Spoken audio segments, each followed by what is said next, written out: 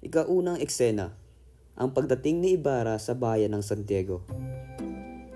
Matapos ng 7 taon sa Europa, ang anak ng Santiago ay muling nagbabalik.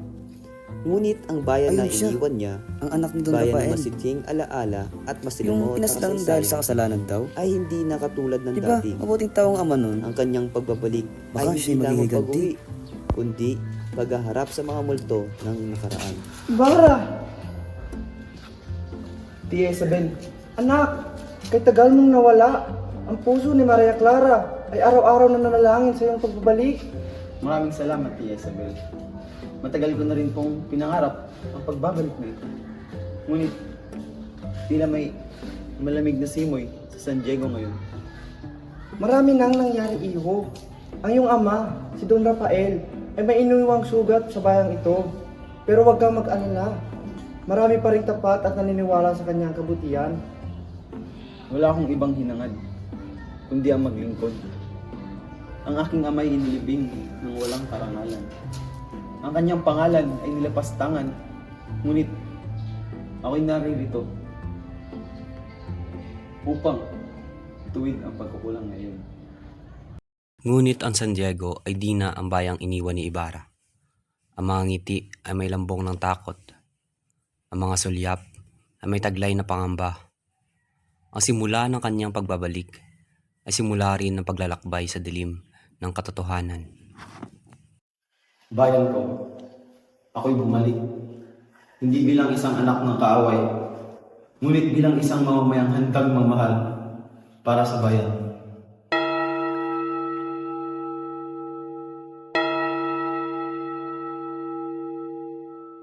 Pitong taon ng paghihintay, ng lihim na luha at dasal. At sa wakas, sa ilalim ng parehong bubong, na saksi ng kanilang kabataan, muling nagtagpo ang pusong matagal nang naghahanap sa isa't isa. Ikaw na ba yan, Ibarra? Ako nga, Maria Clara. Ngunit, parang ibang ako na ang bumalik.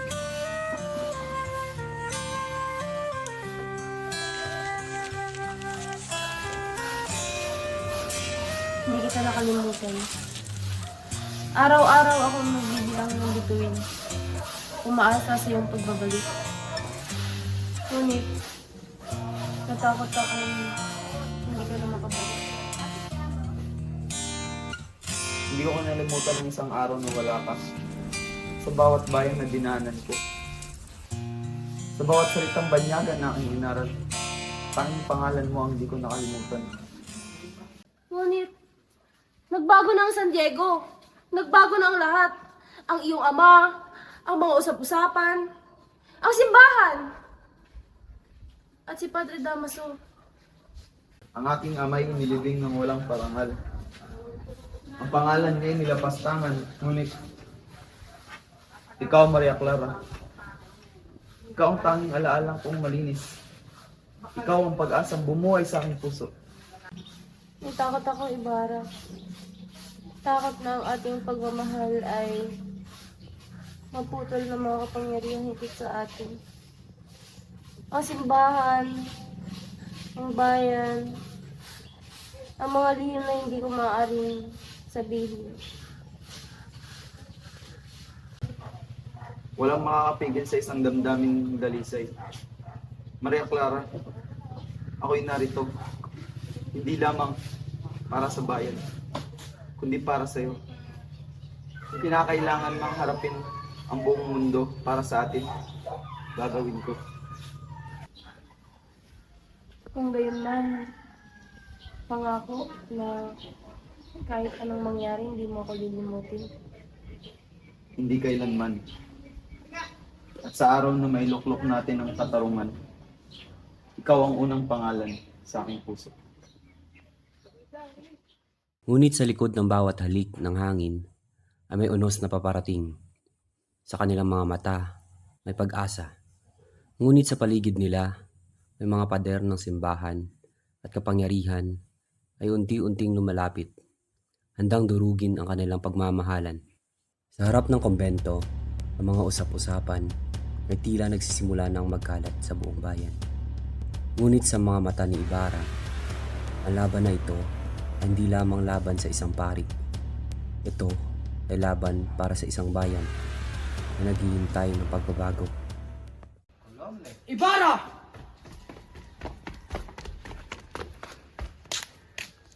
Ibarra, magtatayo ka ng paaralan sa harap ng simbahan? Walang awang pagsubok sa ating mga kabataan. Wala ka bang respeto sa mga tinuturo ng simbahan? Padre, hindi po ito laban sa simbahan.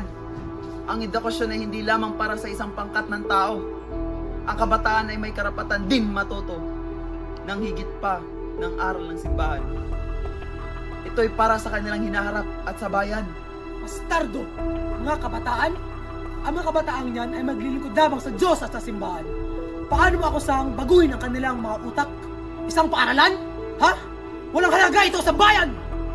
Padre Damaso, hindi po kayo ang magdidikta kung paano ko gugugulin ang aking buhay. Ang bayan ay may karapatan ding matuto at magbagong buhay. Ang edukasyon ay para sa lahat, hindi lamang para sa may kapangyarihan. Indio, wala kang karapatan.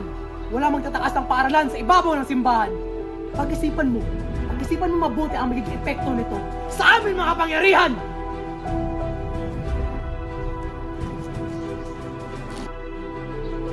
Muy bien, Padre. Por favor. Hindi ako nagtatayo ng paaralan upang makipag-away. Ang bayan ay dapat matutong mag-isip. Wala akong ibang layunin, kundi ang baguhin ang kalagayan ng ating bayan.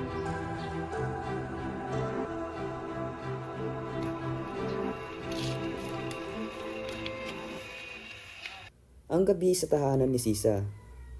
Sa isang munting dampa sa likurang bahagi ng bayan ng San Diego, nananahan ang isang ina na si Sisa, na kahit kapos sa yaman ay sagana sa pusong mapag-aruga. Ang gabi dumating na may kasamang hangin at katahimikan, ngunit sa kanyang dibdib ay milagalig at pananabik. Ang pagbabalik ng mga anak na sakristan sa simbahan, sina Crispin at Basilio. Hindi natluwag, narinig ang mga yapak sa labas. Dumating na ang magkapatid, pagal, marungis at may pagkabahala sa mga mata. Inang, dito na kami sa Basilio. Dumating na kayo mga anak ko. Hali kayo. May handa akong tinola. Kaunti man ito'y may halong pagsipot na lang na iyong ina. Ba't ka tahimik? Ba't parang balisa ka, Crispin? Anong nangyari sa simbahan? Inang, ako po yung pinagbitahan ng Pakistan Mayor. Ang lang, ako raw ang kumuha ng 3 kondang sa lapit. Ngunit, hindi po yung totoo. Sumpa ako sa langit at sa inyo. Alam mo, ang puso ng isang ina ay hindi kailanman nalililang. Alam mo, wala kang sala, Crispin. Kayong dalawa ay bunga ng aking sinapupunan. Hindi ka magnanakaw. Crispin! Aminin mo kasi. Huwag kailangan magsisinungaling. Ibalik mo sa lapi o sapitin mo yung parusa. Wala akong kinuha. Wala akong pinamis sa isang pirasong pilak. Wala akong sala. Walang ibang narinig sa gabi kundi ang tunog ng kampana kasabay ng mga alingaw-ngaw ng iyak, palahaw at poot. Si Basilio na naghihintay sa labas ay nanginig sa kaba. Crispin! Halina! Tayo tumakas! Marahil si Inang yung nag-aalala. Hindi ko siya maiwan, Basilio. Kung iiwan ko siya, pagkakanulo niya ako sa mga praile. Sabihin mo kay Inang, mahal ko siya. At siya lamang ang tangi kong ina. Iwan mo ako! Tumakas ka na! Hindi na nakapagsalita si Sisa. Nangungusap ang kanyang mga mata. Unay pagkalito, sinundan ng takot, at sa huli kabaliwan. Tumayo siya, itinapon ang tinulang manok sa lupa, at tinakbo ang lansangan habang sumisigaw. Bakit mag-isa ka lang ang anak ko? Nasaan ang kapatid mo si Crispin? Inay, siya hindi na po makakabalik. Siya po'y pinahirapan. Siya po'y maaaring pinatay. Inay, wala po akong magawa. Inay, Hindi maaari! inay, Anak ko! inay. Crispin! Ibalik niyo sa akin ang anak ko! Crispin! Baka sa makasariling praile! Mga limaw sa dampa ng banan! At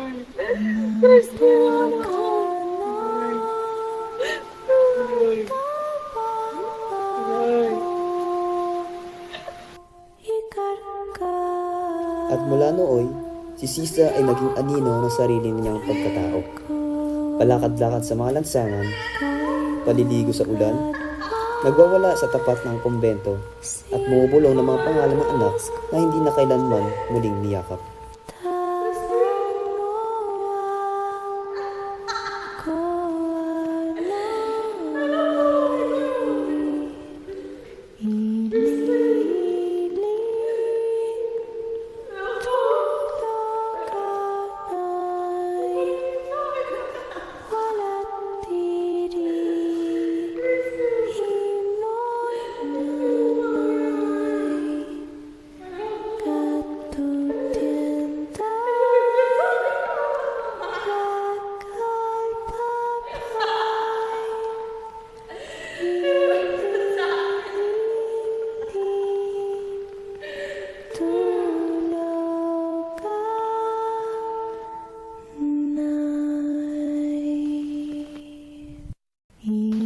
Ano ba yan, anak ko?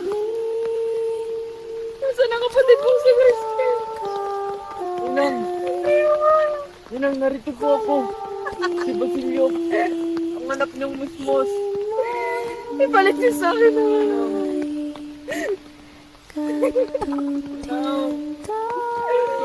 Ay, salamat sa Diyos at dumating ka. Tara, maglaro na tayo sa ilog. At sa huling hininga, si Sisa ay pumanaw. Ngunit sa kanyang mukha'y may kapayapaan, sapagkat sa kanyang guni-guni, muling kapiling ang mga anak. Sa tahimik ng pampang ng ilog, nagtagpo ang dalawang kaluluwa na parehong uhaw sa katarungan.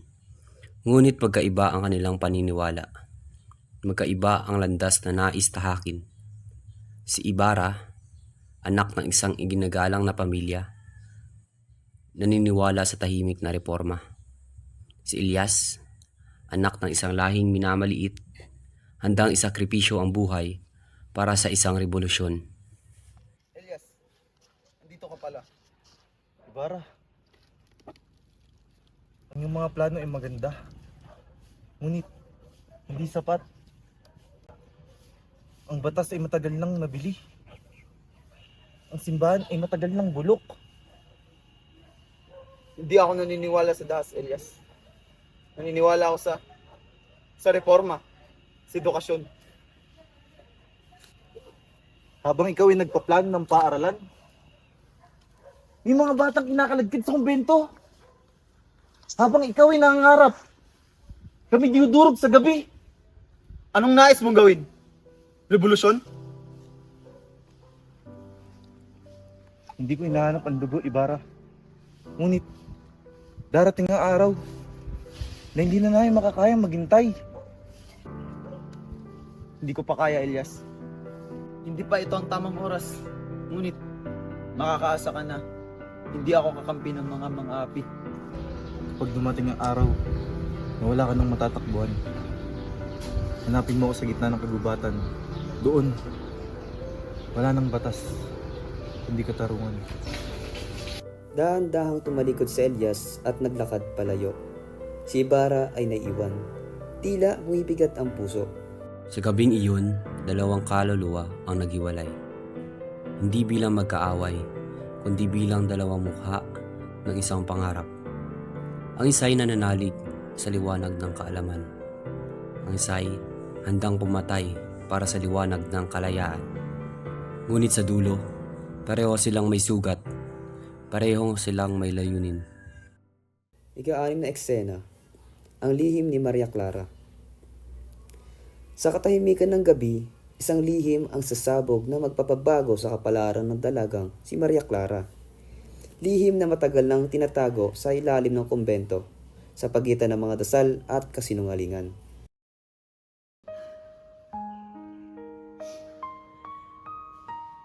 Aking anak, kung sakaling mabasa mo ito, ibig sabihin ay hindi ko nasasabi sa iyo ng harapan ng katotohanan. Hindi si Kapintansyagang iyong ama. Isa kang anak ng kasalanan. Ngunit anak ng tunay na pag-ibig.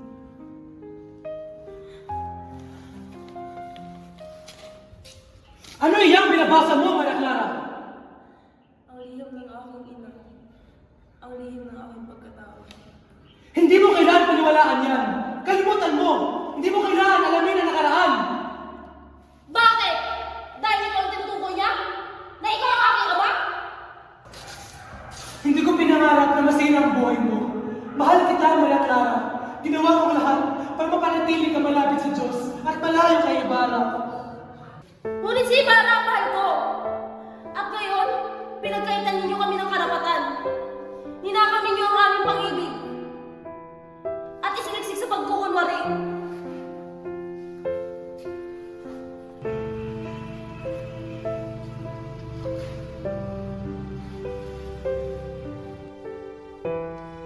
Ako'y laging lihim, hindi lamang ng pagbabago. Hindi lang lihim ninyo. At kung hindi ko maaaring makasama si Ibarra, ako'y pipiliin na matay sa loob ng mga kapaliran. Hindi. Huwag mong gawin yan. Ako na makiusap sa obispo para sa'yo. Para sa kalayaan mo. Hindi mo kayang ibalik ang nawala sa akin. Kayo rin ang pumatay sa puso.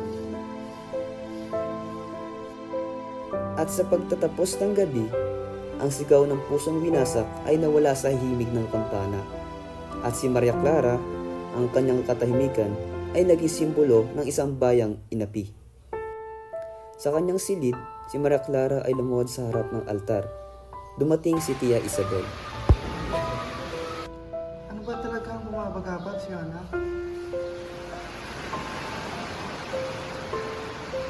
Ang lihim ng aking pagkatao. Ang aking ama. Anong ibig mong sabihin? Hindi si Kapitan Tiago ang tunay kong ama. Si Padre Damaso. At ang lihim ay sumabog sa puso ng isang dalagang inakalang ang mundo ay payapa.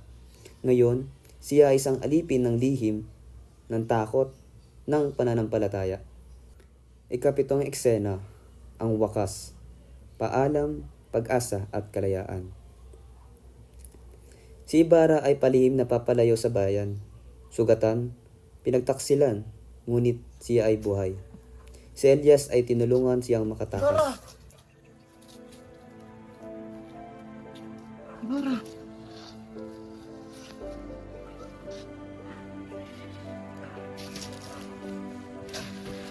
Ba't mo ko tinutulungan, Elias?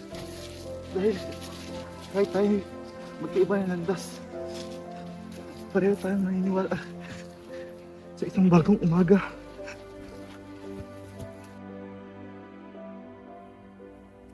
Ang gabi ay muling lumukob sa San Diego. Ngunit ang apoy ng pag-asa ay patuloy na sumisiklab sa dibdib ng mga tulad ni Ibarra at Elias. Ang bayan ay hindi pa malaya, ngunit ang sigaw ng puso ng tao'y hindi na matatahimik. Wakas.